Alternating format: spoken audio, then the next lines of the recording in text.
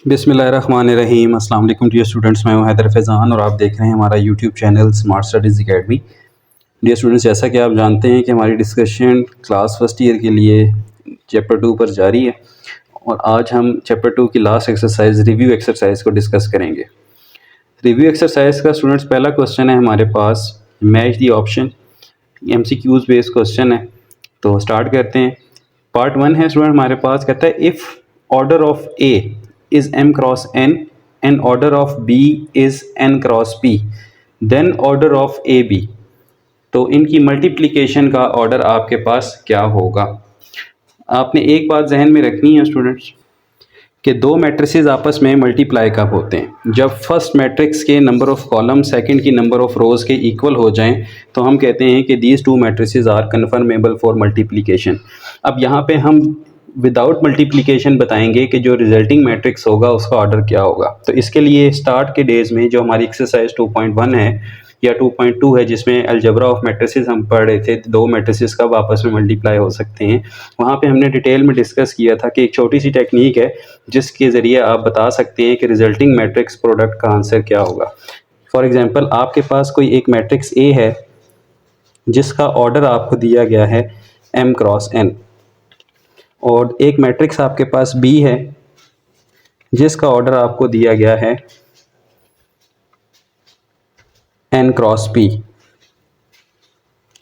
ठीक है स्टूडेंट्स, तो मैंने ये कहा था आपको कि दो मैट्रिसेस आपस में मल्टीप्लाई हो सकते हैं, या तो आप फर्स्ट के कॉलम और सेकंड की रोज़ को काउंट कर लें, या आप इनके ऑर्डर लिखकर यहाँ का सेकंड एलिमेंट यहाँ के फर्स्ट एलिमेंट के इक्वल होना चाहिए। अगर ये दोनों आपस में इक्वल हैं तो आप कह सकते हैं कि these are the conformable for multiplication. और स्टूडेंट, जो A और B का प्रोडक्ट होगा, अब देखें यहाँ पे n और n दोनों इक्वल हैं, इट मीन्स कि A और B मल्टीप्लाई हो सकते हैं। अब A B मल्टीप्लाई होने के बाद जो हमारे पास रिजल्टिंग मैट्रिक्स बनेगा उसका ऑर्डर हमारे पास यहाँ के फर्स्ट एलिमेंट और यहाँ के सेकंड एलिमेंट के ऑर्डर के बराबर होगा। यानी आप बता सकते हैं कि A और B मल्टीप्लाई होने के बाद जो आंसर देंगे उसका ऑर्डर m क्रॉस P होगा। तो इस तरह से आप जज कर सकते हैं। सो यहाँ पे हमारे पास जो राइट ऑप्शन है दैट इज़ B। इसके बाद अगला पार्ट है, कहता है if A is a row matrix of order 1 cross n। देखें, हमारे पास एक मैट्रिक्स A है जिसका ऑर्डर है 1 क्रॉस n, यानी उसमें एक रो है और n कॉलम्स हैं। ठीक है, कह रहे हैं and then A transpose into A is. तो देखें, अगर A का ऑर्डर n क्रॉस 1 है तो A ट्रांसपोज में हम क्या करते हैं, जो रोज़ हैं उनको कॉलम में चेंज कर देते हैं, तो A ट्रांसपोज का ऑर्डर बन जाएगा n क्रॉस 1। अब हमने मल्टीप्लाई करना है A ट्रांसपोज और A को। A ट्रांसपोज और A को अगर मैं मल्टीप्लाई करता हूँ तो पहले मुझे A ट्रांसपोज रखना पड़ेगा, बाद में मुझे A रखना पड़ेगा जिसका ऑर्डर है हमारे पास 1 क्रॉस n। तो देखें, जो रिजल्टिंग मैट्रिक्स होगा उसका ऑर्डर हमारे पास क्या होगा, n क्रॉस n। अगर A इंटू A ट्रांसपोज हो तो फिर ये ऑर्डर चेंज हो जाएगा और रिजल्टिंग मैट्रिक्स का आंसर 1 क्रॉस 1 आएगा। तो यहाँ जो हमारे पास राइट ऑप्शन है that is n cross n। इसी तरह पार्ट 3 है, कहता है for element Aij the square matrix is A is. ठीक है, कहता है Aij मैट्रिक्स के लिए इनमें से कौन सी कंडीशन वैलिड है। लास्ट में इसका आंसर जो है वो D दिया हुआ है विच इज़ रॉन्ग। तो इस क्वेश्चन के हिसाब से एक स्टेटमेंट और बन सकती है, द को factor of the Aij is. वहाँ से भी हम इसका ऑप्शन निकाल सकते हैं, लेकिन ये स्टेटमेंट क्योंकि हमें Aij के लिए दी गई है तो Aij के लिए कौन सी कंडीशन इनमें से वैलिड है। तो इसका आंसर स्टूडेंट्स आपको पेज 46 पे मिलेगा। पेज 46 पे चलते हैं जी स्टूडेंट्स। पेज नंबर 46 पे एक ये लाइन लिखी हुई है, कहते हैं कि co-factor of an element Aij of a matrix is defined as this, means के Aij is equals to -1 raised to the power I plus j into Mij। और ये किसके लिए हैं, ये सारे के सारे Aij co-factor होता है Aij स्मॉल का। ठीक है, तो स्मॉल Aij के लिए आप ये वाली कंडीशन को वेरीफाई कर सकते हैं। तो Mij को आप डिवाइड करवा दें Aij के नीचे, तो कंडीशन बनती है Aij over Mij is equals to -1 raise to the power I plus j। तो यहाँ से आप इस ऑप्शन को टिक कर सकते हैं, दैट इज ऑप्शन सी। ठीक है, सो इस तरह से आप अपने आंसर को वेरीफाई भी कर सकते हैं। इसी तरह लास्ट है हमारे पास, नेक्स्ट है पार्ट नंबर 4, कहता है if A is any matrix then A and A transpose are always conformable for. देखें, एडिशन के लिए तो हो नहीं सकते। एडिशन के लिए इसलिए नहीं हो सकते कि ए ट्रांसपोज और ए का ऑर्डर अगर तो स्क्वायर मैट्रिक्स है तो इक्वल होगा, अदर देन स्क्वायर मैट्रिक्स के लिए इनका ऑर्डर इक्वल नहीं होता। ठीक है, फॉर एग्जांपल हमारे पास एक मैट्रिक्स है 2 क्रॉस 3 का, और अगर हम उसका ट्रांसपोज लेते हैं, ये देखें, अगर हमारे पास एक मैट्रिक्स हो जिसका ऑर्डर है 2 क्रॉस 3, तो ए ट्रांसपोज का ऑर्डर होगा 3 क्रॉस 2। तो ये दोनों आपस में ऐड नहीं हो सकते। यहाँ पे हमें स्क्वायर मैट्रिक्स की कंडीशन नहीं दी गई, जनरल मैट्रिक्स की बात की गई है। तो अदर देन स्क्वायर मैट्रिसेस ये कंडीशन जो है वो होल्ड नहीं हो सकती, ये ऐड भी नहीं हो सकते, ये सब्ट्रैक्ट भी नहीं हो सकते। लेकिन स्क्वायर की कंडीशन हो या नॉन स्क्वायर की कंडीशन हो, दोनों सूरतों में ए और ए ट्रांसपोज मल्टीप्लाई हो सकते हैं। ठीक है, तो आपने यहाँ पे लिखना है और ऑलवेज कन्फर्मेबल फॉर मल्टीप्लीकेशन। इसी तरह पार्ट 5 है, if the square matrix of order 3 cross 3 determinant of A is equal to this and the value of A I J adjoint of A determinant is. अब students इसके लिए हमने exercise 2.4 में एक question पढ़ा था।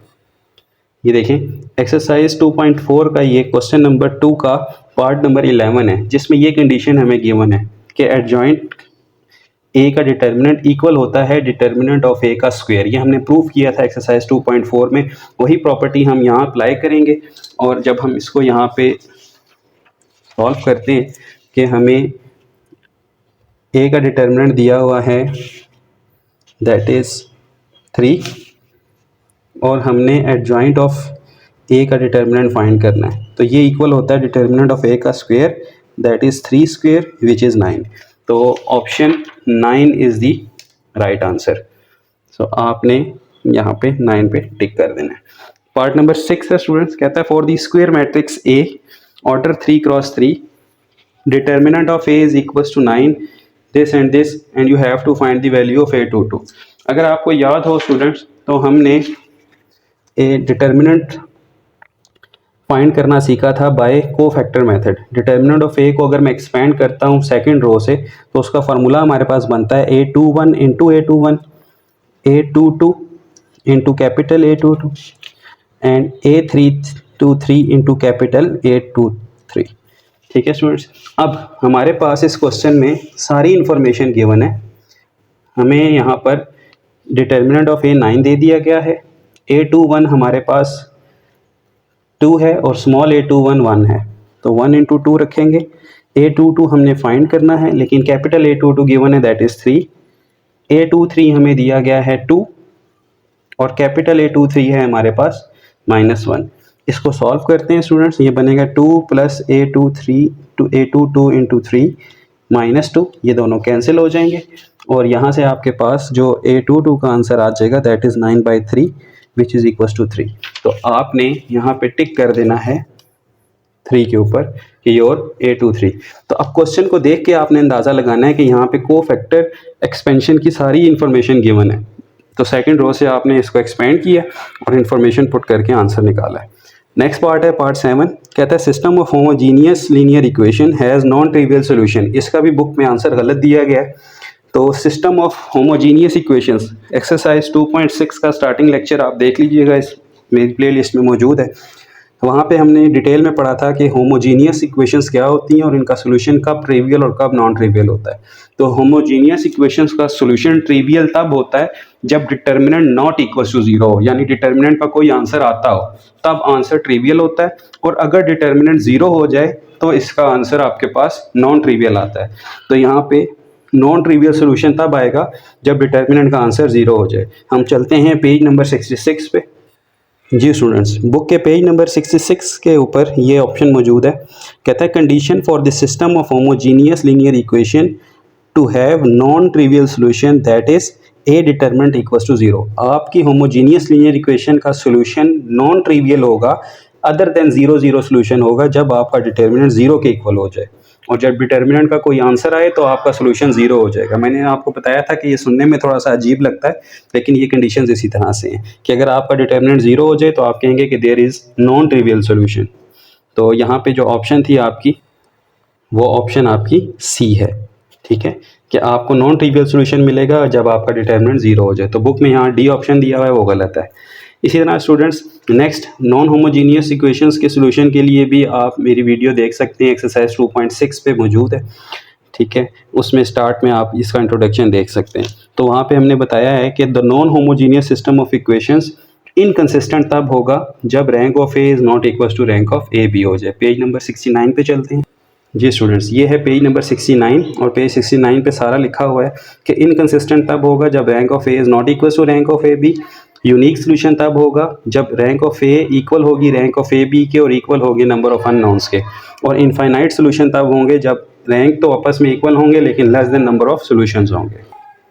तो स्टूडेंट्स पार्ट नंबर 8 का आंसर आपके पास बी है। पार्ट नंबर 9 में पूछ रहा है कि नॉन होमोजीनियस इक्वेशन का यूनिक सोल्यूशन कब होगा, तो पार्ट सी इसका राइट आंसर है कि जब रैंक और नंबर ऑफ अननोन्स और रैंक ऑफ ऑगमेंटेड मैट्रिक्स आपस में इक्वल हो जाए। इसी तरह पार्ट 10 है स्टूडेंट्स हमारे पास कि system of non homogeneous solutions का इनफाइनाइट सॉल्यूशन कब आता है। ये सारे के सारे रूल्स पे स्टूडेंट्स हमारे पास इनफाइनाइट सॉल्यूशन आ सकता है, बस तरीकाकार डिफरेंट होगा, लेकिन हम सारे मेथड्स को यूज़ करके फाइनाइट या इनफाइनाइट सॉल्यूशन के बारे में बता सकते हैं। तो ये था हमारा क्वेश्चन नंबर 1।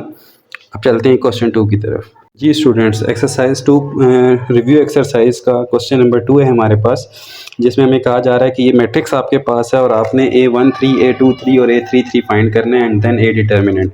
तो चलें स्टार्ट करते हैं डिटर्मिनेंट से। हम सबसे पहले इसको एक्सपेंड कर लेते हैं रो 1 से। तो रो 1 से एक्सपेंशन इसकी क्या बनेगी, 4, 9, 1 एंड 6। इसी तरह -2 इस कॉलम और इस रो को छोड़ दें, -3, 9, 2 एंड 6। और लास्ट पे हमारे पास नेक्स्ट नंबर 0 है और 0 के लिए हम इस कॉलम में इस रो को छोड़ देंगे, -3, 4, 2 एंड 1। अब स्टूडेंट्स इसको सॉल्व करते हैं। तो ए डिटर्मिनेंट हमारे पास आएगा 1, 24 - 9, -2 इंटू -18 -18 और ये सारा आपके पास 0 हो जाएगा। So determinant of A is equals to 24 - 9 students 15 हो गए, 15 1 ज़र 15, -2 into -36, so this will become 15 + 72 that is 87। So this is your determinant. Next हमने फाइंड करना है A13। A13 का फार्मूला हमारे पास होता है -1⁻1 + 3 और यहाँ पे हमारे पास ये A11 है, A12 है, ये A13 है। इस कॉलम और इस रो को छोड़ देंगे, हमारे पास आ जाएगा -3, 4, 2 एंड 1। इसको सॉल्व करते हैं, -1 की पावर 4 और -3 -8, दिस विल बी -1 की पावर 4 + 1 होता है और 3 - 8 -5। सो सॉरी यहाँ पे -3 है और ये हमारे पास -11 बनेंगे, ये आ जाएगा -11 और आंसर इज़ -11। इसी तरह स्टूडेंट नेक्स्ट हमने फाइंड करना है A23। हम यहाँ लिखेंगे A23 -1⁻2 + 3 और 2 3 हमारे पास, this is A21 A22 and this is A23। इस कॉलम रो को छोड़ दें, 1 2 2 एंड 1, 1 2 2 एंड 1, दिस इज़ -1⁵5 और 1 - 4 that is -1 into -3 and answer is +3। जी स्टूडेंट्स, अजान हो रही है, अजान के बाद स्टार्ट करते हैं। जी स्टूडेंट्स, अब हम फाइंड करेंगे A33। A33 के लिए हमारे पास फार्मूला है A33 इज़ इक्वल्स टू -1⁻³ + 3 और हमारे पास यहाँ पर जो A33 का नंबर है that is A31 A32 and A33। 6 वाली रो और कॉलम को छोड़ दें, 1 2 -3 एंड 4, 1 2 -3 एंड 4। सो ये हमारे पास स्टूडेंट्स -1 की पावर 6 बनेगा और इनकी मल्टीप्लिकेशन बनेगी 4 - into -6 that is 1 into 4 + 6 and 10 is your answer. So इस तरह से स्टूडेंट्स आपने क्वेश्चन नंबर 2 के सारे पार्ट्स को सॉल्व कर लिया। अब चलते हैं क्वेश्चन 3 की तरफ। क्वेश्चन 3 है स्टूडेंट्स, कहता है proof that if A inverse is equal to A transpose then A into A transpose determinant equals to 1। एक बात यहाँ पे आपको बताता चलूँ स्टूडेंट्स कि जो आइडेंटिटी मैट्रिक्स होता है हमारे पास दैट इज़ I3, तो या जो भी है 2x2 है या 3x3 है। फॉर एग्जांपल मैं I ले रहा हूँ 1 0 0 1। सो इसका अगर मैं डिटर्मिनेंट लेता हूँ आई का डिटर्मिनेंट, तो वो होगा 1001। तो ये आपके पास आएगा। अब क्योंकि हमने आइडेंटिटीज़ डिटर्मिनेंट्स की एक प्रॉपर्टी पढ़ी थी कि अगर आपके पास कोई डायगोनल मैट्रिक्स है तो उसका डिटर्मिनेंट उसके डायगोनल एंट्रीज के प्रोडक्ट के बराबर होगा। ठीक है, तो देखें ये हमारे पास एक डायगोनल मैट्रिक्स है और ये रो ये प्रॉपर्टी सिर्फ डायगोनल के लिए नहीं है। अगर कोई आपके पास अपर ट्रायंगुलर है या लोअर ट्रायंगुलर है या डायगोनल है, कोई भी मैट्रिक्स हो, तो उसका डिटर्मिनेंट आप डायरेक्ट उसकी डायगोनल एंट्रीज के मल्टीप्लिकेशन से निकाल सकते हैं। सो यहाँ पे इन डायगोनल एंट्रीज को मल्टीप्लाई करें तो आपके पास इसका डिटर्मिनेंट जो है वो 1 आता है। तो आइडेंटिटी मैट्रिक्स किसी भी ऑर्डर का हो, उसका डिटर्मिनेंट हमेशा आपके पास 1 होगा। ये बात आपने याद रखनी है। तो स्टार्ट करते हैं। हमें गिवन है, given A inverse is equal to A transpose. हम यहाँ लिखेंगे pre multiply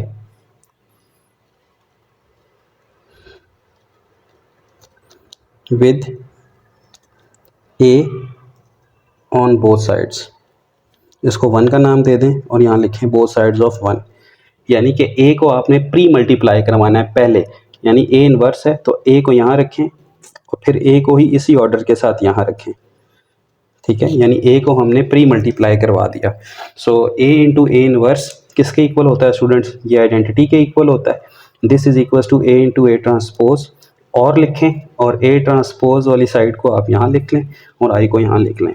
taking determinant on both sides, जब आप डिटर्मिनेंट लेंगे तो यहाँ आ जाएगा A इंटू ए ट्रांसपोज, यहाँ आ जाएगा I का डिटर्मिनेंट, डिटर्मिनेंट ऑफ I।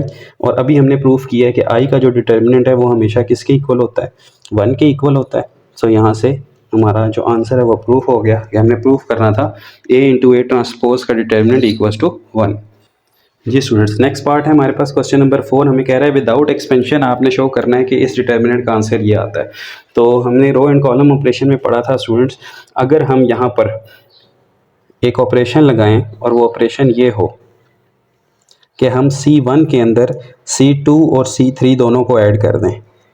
ठीक है, तो चेंजिंग किस में आएगी? C1 में आएगी। तो हम C2 और C3 को एज इट इज़ लिख देते हैं। ये A प्लस एल नहीं है, A प्लस 1 है। So L L and A plus 1। So हमने C1 में C2 और C3 की एडिशन करनी है। C2 और C3 को ऐड करें, ये बनता है 2L, 2L को इसमें ऐड कर दें तो ये बनेगा A प्लस 1 प्लस 2L। इसी तरह स्टूडेंट्स इनको ऐड करें तो ये बनेगा A प्लस 1 प्लस एल, और जब ये इस L में ऐड होगा तो ये आएगा A प्लस 1 प्लस 2L। इसी तरह यहाँ पर भी इन दोनों को ऐड करें और फिर इसको इसमें ऐड कर दें तो ये आपके पास बनेगा A प्लस 1 प्लस 2L। अब आप देख रहे हैं कि कॉलम 1 में एक चीज़ कॉमन है, तो आप कॉलम 1 से A plus 1 plus 2L common ले लें तो यहाँ आपके पास आ जाएगा 1 1 1 L L A प्लस 1 और L A प्लस 1। अब स्टूडेंट्स हम क्या टेक्निक यूज़ किया करते थे? हमने एक्सपेंशन करनी है लेकिन मैं चाहता हूँ कि ये दोनों ज़ीरो हो जाए, तो हम यहाँ पे ऑपरेशन लगाते हैं R2 minus R1 and R3 minus R1, यानी R2 में से भी R1 माइनस कर दें और R3 में से, तो चेंजिंग आएगी सिर्फ आपके पास R2 और R3 में। R1 को आपने एज इट इज़ लिखना है, यहाँ पे है A प्लस 1 प्लस 2L, यहाँ पे डिटर्मिनेंट लगाएं और पहली रो को एज इट इज़ लिख दें। अब स्टूडेंट्स देखें 1 minus 1 0, A plus 1 minus L रह जाएगा, ये आपस में सब्ट्रैक्ट नहीं हो सकते, L माइनस एल इज़ 0। अब इसी तरह 1 minus 1 0, L minus L 0 and ये बन जाएगा A प्लस 1 माइनस एल।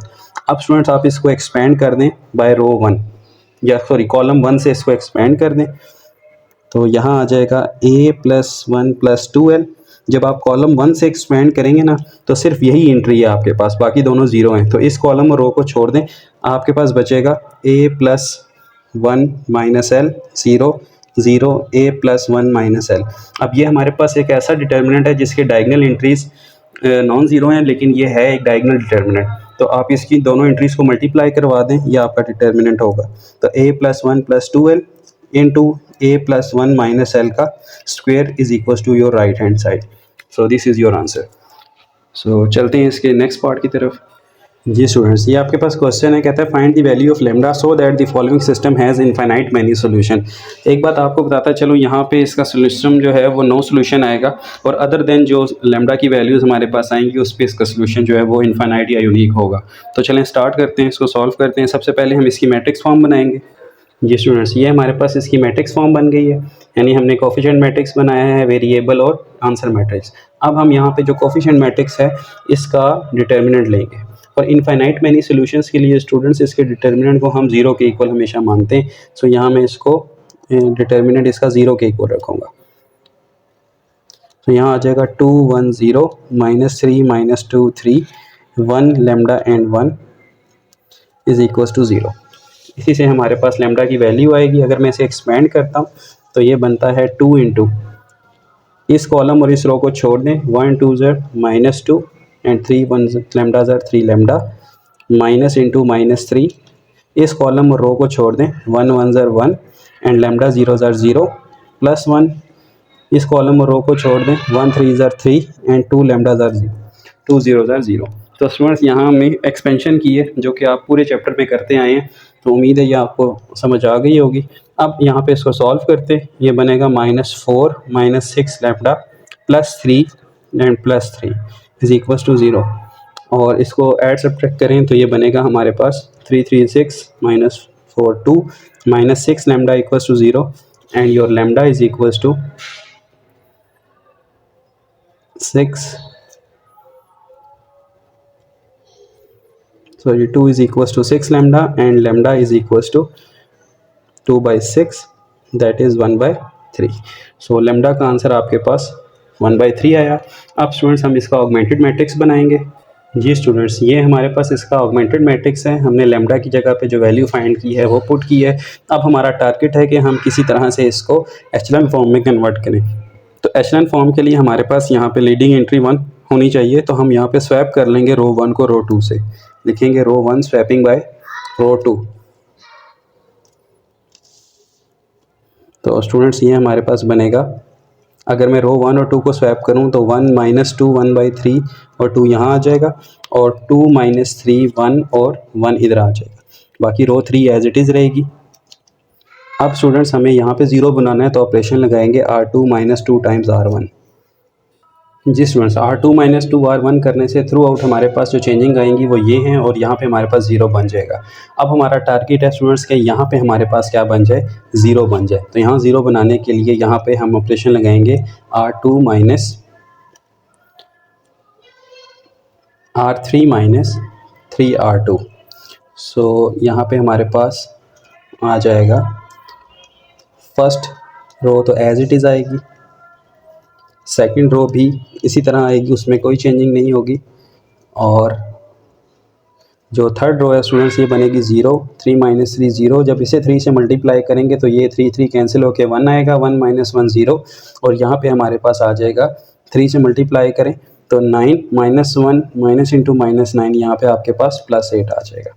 तो स्टूडेंट्स आप देख रहे हैं कि यहाँ पे हमारे पास जो रैंक है ए की वो नॉट इक्वल्स है रैंक ऑफ ए बी के, यानी अगर हम थ्रू आउट द मैट्रिक्स की रैंक देखें तो वो हमारे पास 3 है, लेकिन इस ए मैट्रिक्स की रैंक हमारे पास 2 है, यानी एक रो कम्प्लीटली यहाँ 0 हो गई है। तो ये जब नॉन इक्वल्स हो जाएं तो हम कहते हैं कि सॉल्यूशन इज नॉट पॉसिबल और इनकंसिस्टेंट सिस्टम।